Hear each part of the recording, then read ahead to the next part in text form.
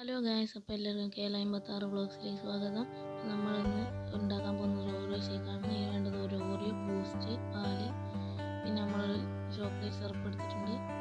നമ്മൾ ആദ്യം മിക്സി ജാറിലേക്ക് ഒരു പാക്കറ്റ് ഓറിയോ ഇടുന്നു. അതിനുശേഷം നമ്മൾ അതിലേക്ക് ഒരു പാക്കറ്റ് പാലൊഴിച്ച്, പാല് നമ്മൾ കട്ടപ്പാലാണ് എടുത്തത്. ഒരു പാക്കറ്റ് പാൽ അതിലേക്ക് വയ്ക്കാം.